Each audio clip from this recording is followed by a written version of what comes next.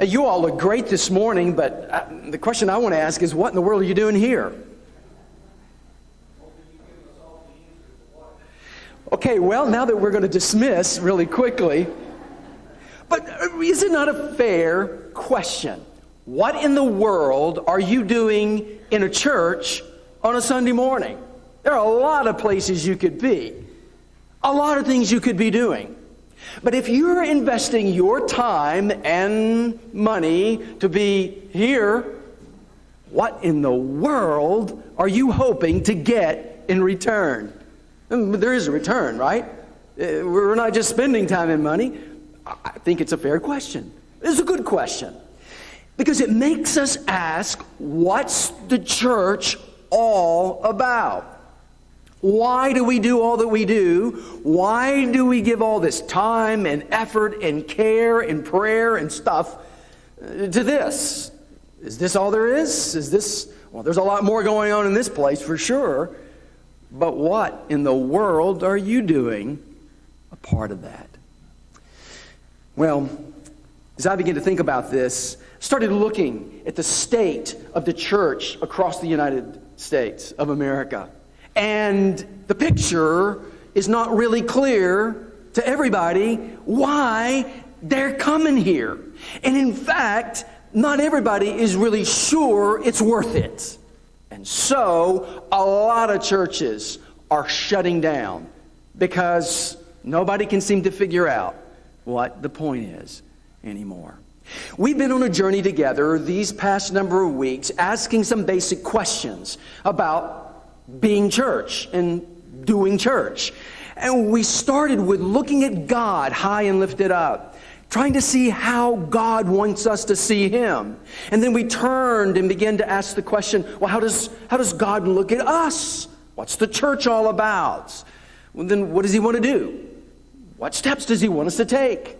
What is He asking of us? Well, all of those things are important. But today I want to ask you this question. What in the world are you doing in church?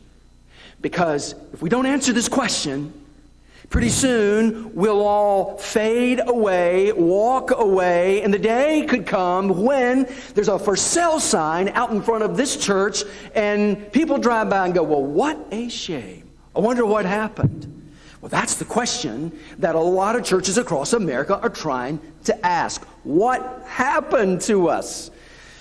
Church growth writer Win Arm indicates in his research that 80 to 85% of the churches in America are either plateaued or dying. Isn't that astounding? Maybe 85% are dying or at least plateaued, meaning they're going nowhere. He is suggesting that of the 350,000 churches in America, probably 100,000 of those are in some point of their shutting down. Now that's kind of frightening. All those resources, all those people couldn't figure out anymore why they were getting together.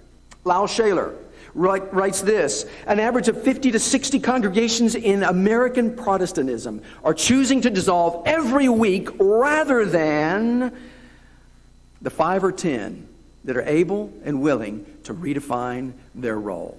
Therein lies a problem.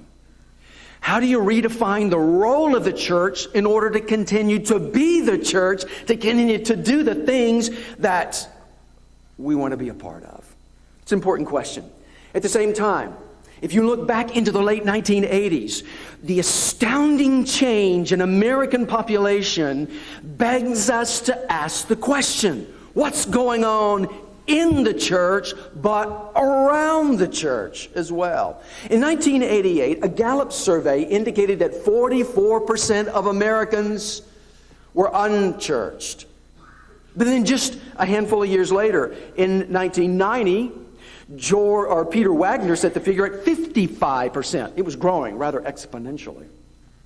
By 2000, George Barna suggested it was some 65%. And in the last couple of years, I've heard 85%. 85% of America now unchurched. Maybe some claim of religion or spirituality or Christianity or something, but Even in our county, the suggestion is that 85% of your friends and neighbors don't attend a church anywhere. Astounding. Because somewhere along the way, they said, why am I doing that? Why are they doing what they're doing? I don't get it. Dr. Haddon Robinson wrote these words. We are in an antagonistic environment, talking about the church. An environment that communicates with images. We're faced with a secular society and a world that is shaped by visual images and television, a world in which God has no place. That's the culture around us. If we do not take it seriously, he says, we are going to be left in the exhaust fumes of society. It's happening. It's happening. Tens of thousands of congregations don't know why there's any good reason to come together. Everything is changing. The culture in the church is changing. The culture around the church is changing. And we do not know how to redefine our roles. So part of what we've been talking about, and really Will kicked off this series in January, in the first Sunday of January, raising the questions about how we're doing church, how we're doing ministry. Because we want to be vital and important to our community for generations to come, because we have a stewardship. We have a responsibility with that. In our country, you'll hear this statement a lot. People will say to you, I don't go to church, but I'm very spiritual. I'm just not into religion. I bet you've heard that, haven't you? And if you think about that statement, what in the world does that mean? I'm into spirituality, but I'm not into religion. I'm into my thing, but I'm not into an institutional thing. So a lot of people are searching for meaning, but they're not driving by, parking in our spaces and coming in and going, hey, what do you got for me today? I'm looking for something. It's not happening anymore. So what do we do with that? Well, I believe there are 5 critical principles for finding and maintaining a balanced spirituality that connects us with Jesus and gives us a reason to do what we're doing, so that you can say, well, this is why I go to church. And this is why I worship. This is why I pray with my family. This is why I do all this. Well, let me take you to Colossians chapter 1. And this morning, I want to share with you a series of scriptures as we go through these 5 balancing principles of the Christian life, or spirituality, if you want to use it that way. These are critical to us as individuals, as family units, but also as a church. Because if we avoid these principles, we'll find ourselves like a ship without a sail, without a rudder. We don't really know where we're going. We end up somewhere we didn't want to be. And then we say, what's the point? Well, here's the first principle, and it's simply this. We are called personally and in our families and as a church to be all about developing faith. If you're not coming here out of a sense of, I want to grow in my faith, and that by coming here, I will grow in my faith, pretty soon you won't see any real reason to come. But it all starts with what happens in your relationship with Jesus. In Colossians chapter 1, verse 10, Paul was praying for this church at Colossae when he wrote this personal letter. And he said, I'm praying that you may walk worthy of the Lord, fully pleasing Him, being fruitful in every good work, and, here he gets to it, increasing in knowledge. Could you say that this Sunday, compared to last Sunday, you've increased in knowledge, spiritual knowledge? That what you know today is richer than what you knew yesterday, but especially last Sunday, and especially last year? Or would you say, nah, I don't think so. I'm pretty dulled out here. I'm pretty bored with it. I don't feel like I'm engaging in anything that is moving me forward. And Paul was praying that the church would increase in their knowledge. Because the more you know about the Lord, the more you want to know, the more you explore in Him, the more you find out how rich He is, how awesome He is. But if you're not increasing in that, if you're not developing your faith. So priority one, really, as a church, is that we increase in our faith. And we grow in grace. Go with me to Acts chapter 20. And another verse that's very similar to this, but Acts chapter 20. Go with me to Acts 20. Look with me in verse 32. Paul writes this to the church that was Ephesus. He said, now, brethren, I commend you to God and the word of his grace, which is able to, God's word is able to build you up. So coming to church together should be something that pushes you in an upward motion toward God. It builds you up. Unfortunately, I think churches have gotten in a bad habit of bringing you down. And you don't need too many bringing you down experiences before you say, you know, I get a whole lot closer to God when I'm on Lake Norris. Because if I go around those people, they bring me down. You want to be in a place where you're increasing in knowledge, your faith is being built up, notch by notch, step by step. You're being built up. And that gives us a reason to come back for more. The reason to do all that we do, because we're increasing in our knowledge of God, being built up, if you will, in the Lord Jesus Christ. That's pretty critical. Hannah Whitwell Smith said, perfect obedience would be perfect happiness if only we had perfect confidence in the power we're obeying. If I'm increasing in my knowledge and I say, well, the Lord wants me to do this, and as I do it, I increase in my confidence in the Lord, I say, wow, all right. Whenever he gives me something I didn't understand, and now I realize I need to bring my life in conformity to the truth of Scripture, I see the result. I see the benefit. More benefit, more growth, more growth. A congregation of people saying, wow, I want to be there. And so as we develop faith, we're latching on to something to believe. If there's nothing to believe, if we're coming around, it's like, I don't know what, I don't know, you go to church and it's all about they want more money. The standard stereotype out on the streets is if you go in there, they're gonna steal your wallet. I'm not talking about us in particular, but you know, churches are all about giving. They just want your money. Evangelists want your money. Preachers want your money. Well, that's backwards. We shouldn't be sending that signal out. Now, giving is a byproduct. It's not the primary focus. Well, anyway, we're all about building our faith. So, first priority in a balanced spirituality is that you sense you are every day, every week, increasing in the knowledge of God, being built up in your personal life. Your family should sense that you in the home are bringing that family along in the knowledge of the Lord. And as a church, are we picking up anything? Are we being fed? Are we sensing the Lord pushing us forward? World Magazine wrote these words: Christianity is a challenging faith, full of complexities and mysteries, with depths upon depths of truth and insight. Just as the entertainment industry has often favored superficial entertainment over profound artistic expression, contemporary Christianity has often favored superficial pop spirituality to the red meat that is in the Bible.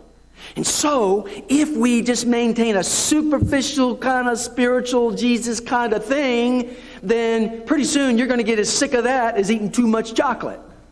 And I like chocolate. But you want something more. You need some protein in your system. You need protein in your spiritual life. So you got to say, is my spiritual diet balanced? Am I developing? Am I increasing? And am I moving forward? So in a personal life, in the life of our church, is something happening that's substantial. Now, you'll watch television. You watch personal growth shows all the time. If you turn on a cooking show, or you go to a cooking class, I bet a bunch of you have taken cooking classes, or you've watched cooking shows to the point where, like, yeah, I tune in every week, and every week I learn how.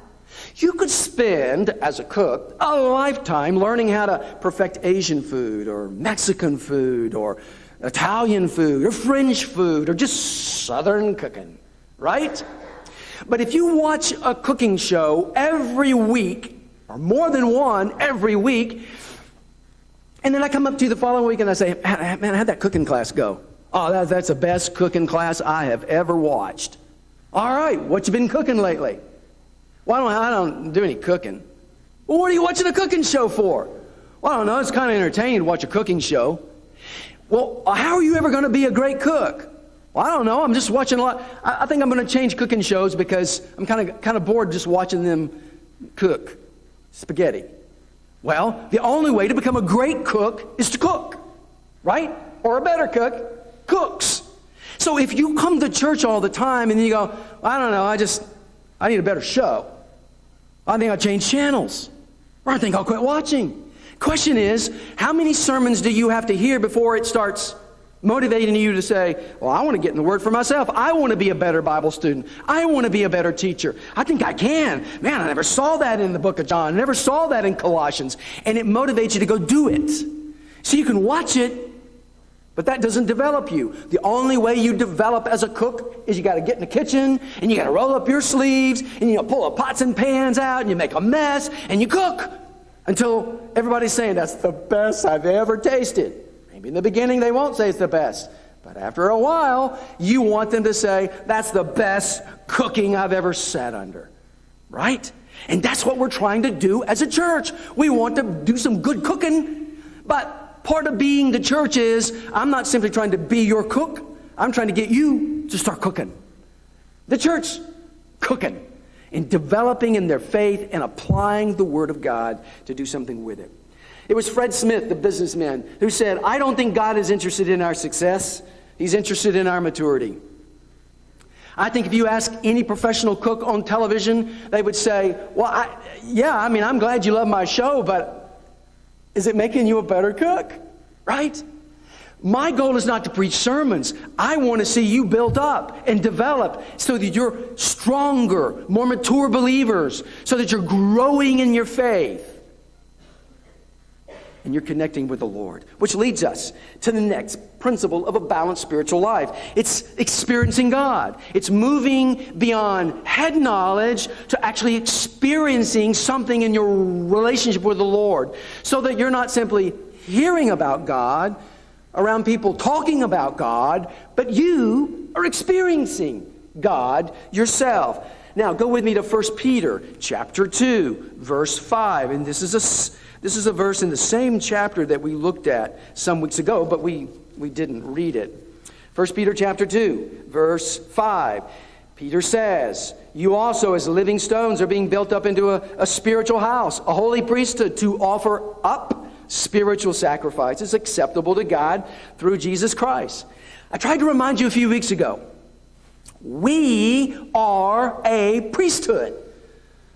I'm a priest. You're a priest. What do priests do? I don't know. They dress up in funny clothes and say strange things. No, you're priests. You're also saints, by the way.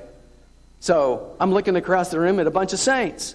You say, you're telling me nothing. My husband thinks he's a saint, but I try to tell him he's not. No, you're all saints. In the Lord, you're a saint. And you are called as a saint to be a priest. What do priests do?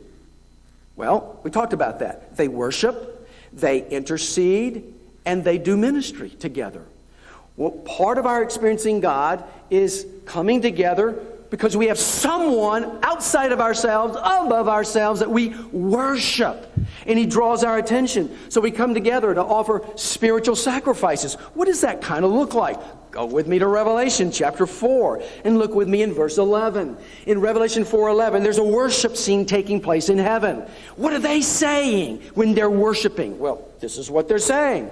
They're saying, you are worthy, O Lord, to receive glory and honor and power, for you created all things, and by your will they exist, and they were created. It's upward directed, outside of ourselves directed. We are talking to the high King of heaven, the Ancient of Days, as Daniel called him. So part of our experiencing God, being able to worship Him, is realize there is an audience.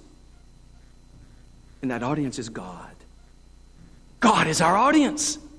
So when we come and we sing, well, where's the noise going? I mean, why are we making noise? Whether we do it with an organ and a piano and a choir, or a guitar and a drum, or a whistle, or a bagpipe, or a whatever, or none of the above? Where's the noise going? What's the point? What's the effort? Why the exercise every week? Why don't you take a hymn book and turn with me to page 5732? What's the reason? Because we have an audience, and we're coming together collectively to remind ourselves of our audience. Who's our audience? Oh, I know. It's the television audience, because we're on television. Nope. Oh, you mean the radio audience? No. Who is our audience when we come together? God. Yes, the High King of Heaven. He is our audience. So all of our voices are being directed. He, on His throne, is watching and receiving. So every voice, every word, every prayer goes to our High King. He's our audience. And so we're offering spiritual sacrifices, and we're declaring praise. Romans 12:1-2 says that we're worshiping with our very lives and with our very bodies. Kirk Hathaway, a church growth expert, said we should be less concerned about making churches full of people and more concerned about making people full of God. I suspect people quit going to church because we say, well, I don't want to be around those people. I don't want to be full of those people. Well, those people are empty. Those people have nothing. Yes, we would like to have the pews full of people only so that they could be full of God. Right?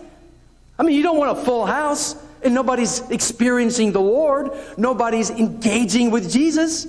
You want to be able to walk in and say, I experience the Lord. I have more of the Lord in me now than I did last week. Now, I know we have His presence indwelling in us at salvation, but I'm talking about in an experiential sense.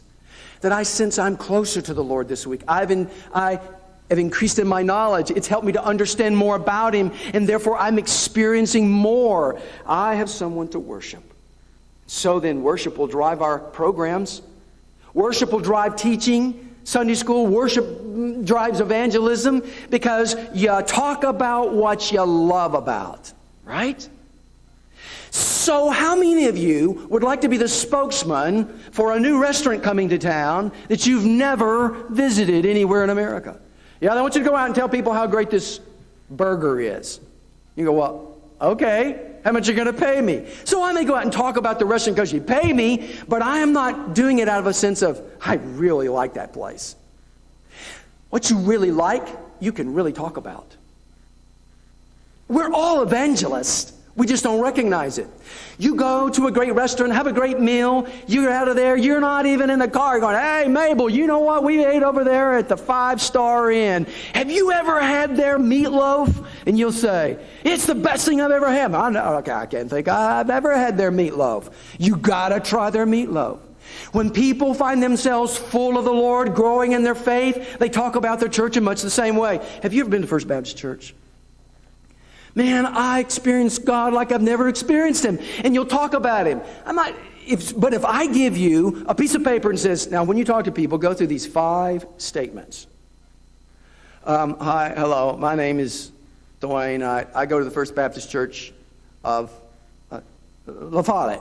And I was wondering, wait a minute, I'm sorry. I was wondering if you would be interested in coming to our church. Is this a sales pitch? No! If you are growing in your faith and experiencing the Lord, guess what's going to happen? You're going to talk about what you love and talk about what you like. Bruce Leafblad has said these words: God is the first priority of the church, not people, not ministry, not growth, not success. God and God alone occupies the place of ultimate and absolute priority in the church. So when we're experiencing that priority together, it's a reason to come. It's a reason to be here. We're growing in our faith. We're experiencing the Lord. But I love this story. There's a young mom who was bringing her little one to church all the time. He was a 3-year-old. And she tells this story. She said, every month, before attending my Bible study at church, I would tell my 3-year-old son that we were going to go to God's house. Well, each time we walked through the church, through the quiet sanctuary, on our way to the nursery, Chad would look around in awe. as you might do. Well, one particular day, he stopped abruptly and he asked, "Mommy, if this is God's house, how come he's never home?" Well, some days you wonder. I walk in the sanctuary and go, "Hey, hello, Lord, are you here? Are you home?" And that's the question we ask every week, isn't it, when we go to church? I don't think he was home today. Some days you go and you go, "God was in the house." Some days you go, "I think God was in some other house." But if we don't sense God is in this house and in our family and in our own personal experience, that's when we begin to just sort of fade away. Let me share with you one more principle. We're not going to have time to go through 5, but let me share the third one, and it's building bridges. When we're building bridges, we're sharing what we have. We're giving out something to share. We're talking about what we've experienced. If you go with me to 1 Corinthians chapter 9. 1 Corinthians chapter 9. It's a very interesting passage where Paul the Apostle describes sort of what he's going through to build bridges. And as a church that's growing and maturing in our faith individually, as a family, as a church, and as we're experiencing something real, something vibrant in the Lord, it gives us that motivation to build the kind of bridges that are necessary. 1 Corinthians 9, verse 19. "For though I am free from all men, I have made myself a servant to all, that I might win the more. And to the Jews I become as a Jew, that I might win Jews. And to those who are under the law, as under the law, and that I might win those who are under the law. And to those who are without law, as without law, not being without law toward God, but under law toward Christ, that I might win those who are without law. And to the weak I became as weak, and that I might win the weak. I become all things to all men, that I might by all means save some. I do this for the gospel's sake." Now, here's the question. For a group of people coming as the church to a building called the church as well, and that's where we get confused. You know, we are the church, and I know this building we call the church, no problem with that. But as we, the church, come to the church and do church, how do we go out of here and still be church? That's a fair question. Well, we do that by building bridges from here to there. Look around you. Do people come here? Do you see a lot of non-Christian visitors that come here week to week? No. You won't see that anywhere. It's not happening in America like it happened. Everything has changed. People don't generally get up on a Sunday morning and say, "It's Sunday morning. Where are we going to church today?" Most of the time, even those of you who come all the time, you get up in the morning and go, "It's time to go to church." The kids go, "Oh, Mom. Oh, Dad. I'm tired. I don't want to go." I don't care how good it is or how rich it's been. You know, maybe it's you. And you get up in the morning, "I'm not going." I mean, I told you that story about the pastor. You know, his wife was trying to get him to come to church. I mean, I've had those Sunday mornings myself. You get up and I go, "I'm just not going. I'm not going to church today." Well, I have to go to church today.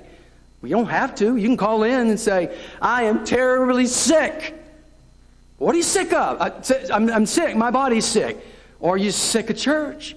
Well, there's probably a lot of that goes on, and we laugh about it because some days it's just tough to get everybody together. It's been a long week and everybody's tired or half sick or whatever. But coming together among ourselves, even among believers, is tough enough. But the average non-believer in the community, they don't get up on Sunday mornings and go, "I think one of my 3 options today is I go to church, I go to Starbucks, I go on the lake, I go just go to a movie." If you want to rank them in order of preference and choice, church will be way down to the bottom. Now, I'm not being critical. I'm just telling you the way it is out there. So how can we build a bridge back out there to them? Because they are not going to build a bridge to us. The non-Christian community is not going to knock on our door. They don't call here during the week saying, "Hey, what time's church start? Thought I might visit a church. I'm a Hindu. Thought I might go to a Christian church. Hey, I'm involved in this, but I thought I might come and check you guys out." They don't. It doesn't happen. Not anymore. There was a day in the 1950s, maybe in the 1960s, where in downtown La Follette, around town, people got up on Sunday morning, the bells were ringing. It was your primary option. "Are we going to church today?" "Yes, sir." Unless we're so sick we can't walk. You walked or drove. That's what you did. But everything has changed. You know, in the 1950s, you kids got up on Saturday mornings and they watched Mighty Mouse and Roadrunner and Sky King and all those great programs. You're like, Sky King? What's Sky King all about? Well, you never watched it. You don't remember. But we got into the 60s and the Cuban Missile Crisis and then the Cultural Revolution and the Vietnam War and the Watergate Crisis and the Music Revolution, and everything begins to change and people begin to drop out. They're not coming anymore. It's all changing. And the changing of our culture was reflected in everything. How we did church, how we came to church, how we built our homes. I live out in the country. I have a wraparound porch. Down one side, across the front side. Porches were awesome in their day because you put chairs out there, rocking chairs, swings. So when your neighbors came riding by on their horse, in their wagon, or walking, you said, "Hey, neighbor, come up here and have a glass of tea with us. Let's talk." Oh, my word, if somebody knocks on your door today to talk, you'll go, tell you what, let's make an appointment. July the 10th. Right?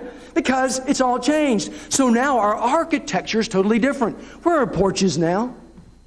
Your best porch is on the back of the house, because as you drive in, at the end of the day, you pull up in the driveway and you go into your garage if you have one, and then you let the garage door behind you. You go, "Oh, thank God I'm home.